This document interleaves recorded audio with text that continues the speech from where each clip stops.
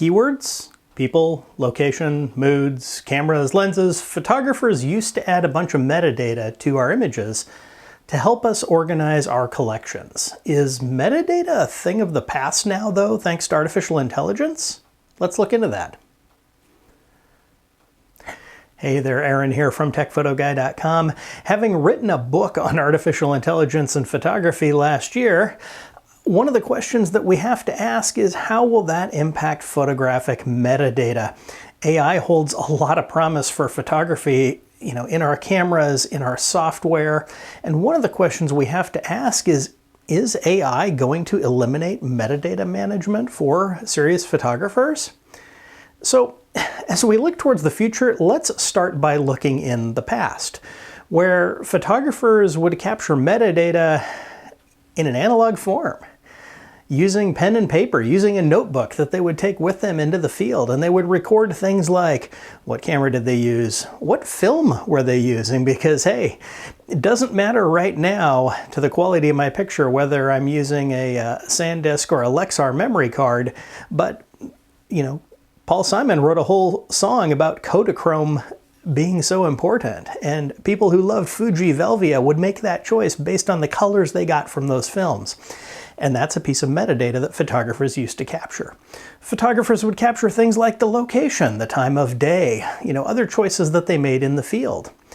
And even as we moved into the digital age, the good news is that EXIF data from our digital cameras, even the early ones, would capture a lot of that basic information.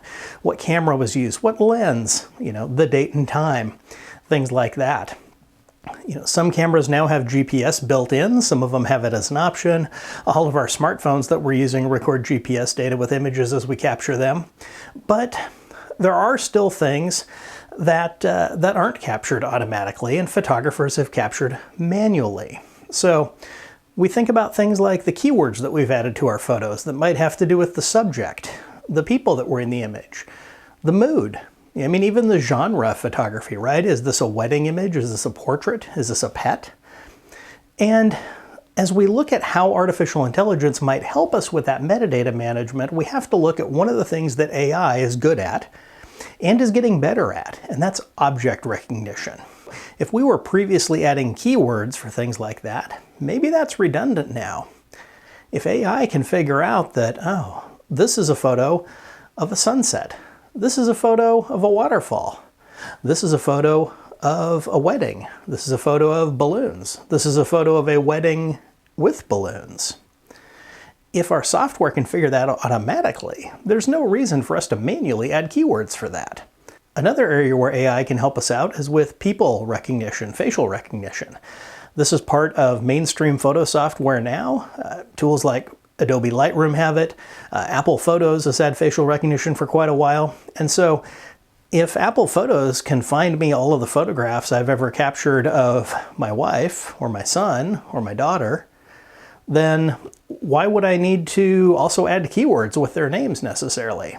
I wouldn't. And if we think about the types of things that humans can infer about an image, we can think about mood, right? We know that a high-key, light, airy image might portray a certain mood, whereas a dark, low-key, grungy, real high-contrast image portrays a different mood. If we can figure that out from looking at a photo, we can probably train AI to do the same thing. And so I think what we're going to have, and what we're already starting to see, is that AI is not going to replace metadata entirely, at least not anytime in the near future. But what AI is going to replace in the near future is a lot of metadata that we previously created as photographers. Much like we don't carry a notebook anymore to necessarily record which camera we used or which lens we had on our camera at the time, we're not going to use tools to keyword and tag our photos with things like objects or people or other things that AI can figure out automatically.